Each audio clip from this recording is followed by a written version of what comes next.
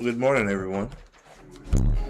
It's been a minute since I've been back here. I know we was gone last weekend, but it's good to be back. I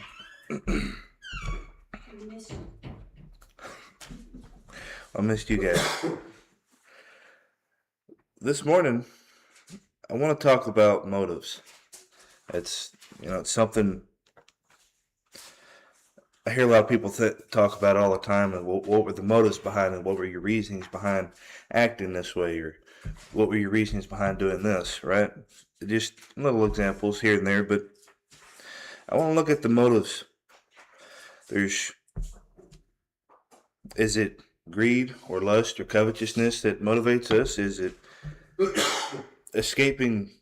Well, is it because someone told us to? Is why we're doing what we're doing, or is it because we love Christ? Is why we're doing what we're doing?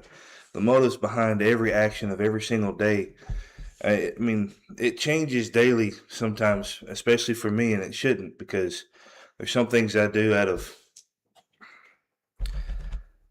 Most of it's to better my job, my position, but it's out of love, out of Christ's love.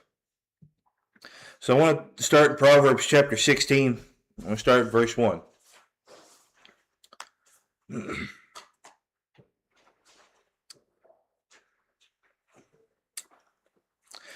Proverbs 16 verse 1 says, "The plans of the heart belong to man, but the answer of the tongue is from the Lord. All the ways of a man are clean in his own sight, but the Lord weighs the motives. Commit your works to the Lord, and your plans will be established. And the Lord has made everything for its own purpose, even the wicked for the day of evil. Everyone who is proud in heart is an abomination to the Lord. Assuredly, he will not be unpunished. By loving kindness and truth, iniquity is atoned for, and by the fear of the Lord one keeps away from evil. And when a man's ways are pleasing to the Lord, he makes even his enemies to be at peace with him." Back up in verse 1. The plans of the heart belong to man. And verse 2, all the ways of a man are clean in his own sight. Everything we do, we believe we do it for the right reasons. Sometimes we got to take a step back and think about why we're doing this. I know for me, if it becomes anything else other than out of love, it tends to go the opposite direction I want it to go.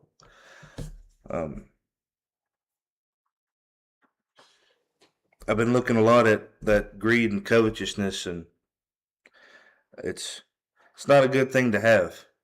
Sometimes I do things because I want what other people have. A lot of the times.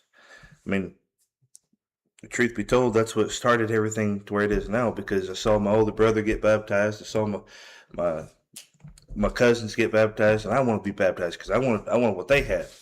And it started off as that's the way it's always been with me, is I want what everybody else has.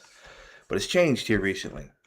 But still, even out at work, whenever I'm away, especially Fort Smith, I see people driving around in nice trucks, nice cars. Well, I want what they got.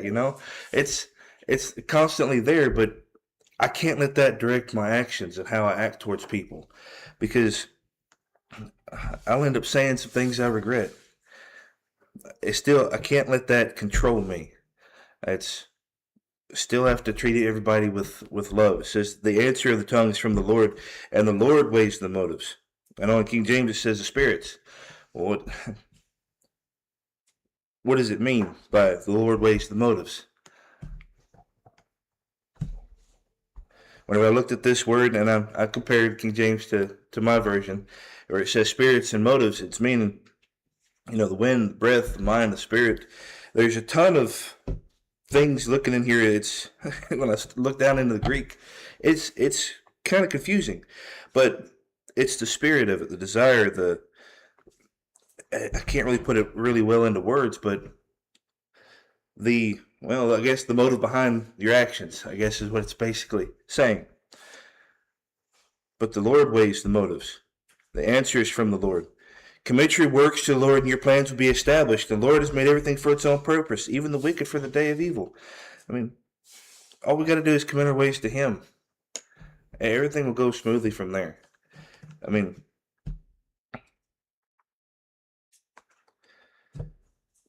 By loving kindness and truth, iniquity is atoned for, and by the fear of the Lord, one keeps away from evil.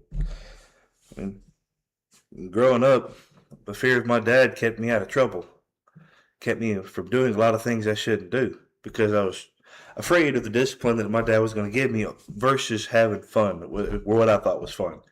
It was, in my mind, it was simpler to stay out of my dad's bad side than it was to actually do what I wanted to do.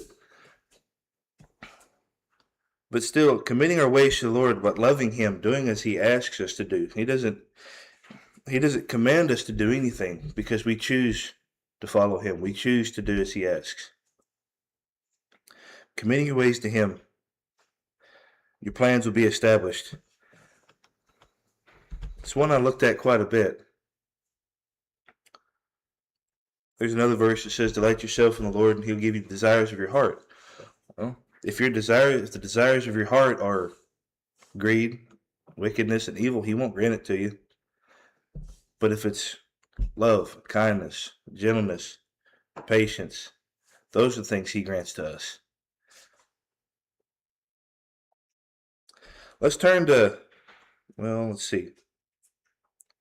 I'm going to break up the order of things. I know I am. Let's go to Luke chapter 12.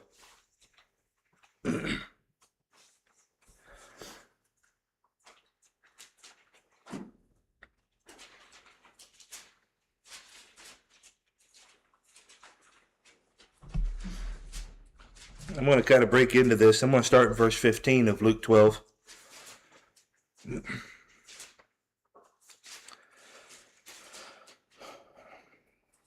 It says, "Then He said to them, Beware and be on your guard against every form of greed, for not even when one has an abundance does his life consist of his possessions. And He told them a parable, saying, The land of a rich man was very productive. And he began reasoning to himself, saying, What shall I do, since I have no place to store my crops? Then he said, This is what I'll do. I'll tear down my barns and build larger ones, and there I will store up all my grain and my goods. And I'll say to my soul, Soul, you have many goods laid up for many years to come. Take your ease, eat, drink, and be merry. But God said to him, You fool, this very night your soul is required of you. And now who will own what you have prepared? So is the man who stores up treasure for himself and is not rich toward God." Verse 15 is the one I really want to focus on. He says, "Beware and be on your guard against every form of greed, for not even one who has abundance does his life consist of his possessions." But every form of greed. I didn't really know there was multiple forms of greed until just the other day when I read this verse. There's many things. It falls under covetousness and lust. When you lust after something, when you covet what other people have, it becomes a sense that controls us very heavily in ways where we become irritable. We become hostile towards people. We don't want to listen to reason because we know what we want and we're going to get what we want. Versus, I love the Lord and I want what the Lord wants. Become more open-minded, relaxed. It's a whole thing of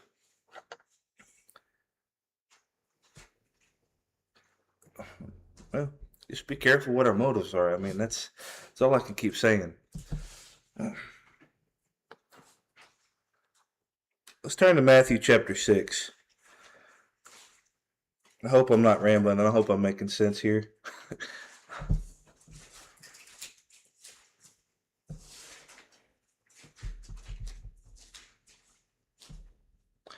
Matthew 6 and verse 19. It says, "Do not store up yourselves treasure on earth, where moth and rust destroy, and where thieves break in and steal. But store up for yourselves treasure in heaven, where neither moth nor rust destroys, and where thieves do not break in and steal. For where your treasure is, there your heart will be also."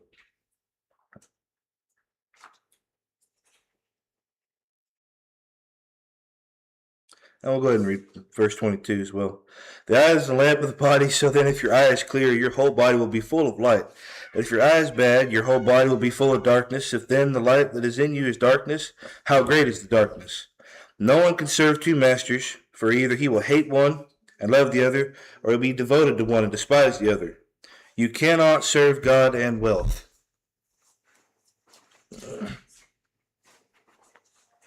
Where's our treasures?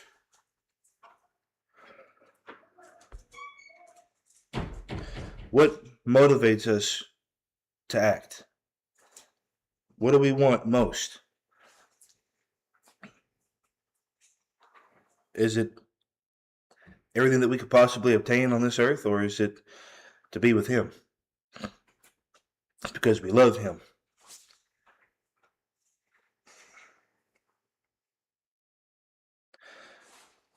There's so many things in this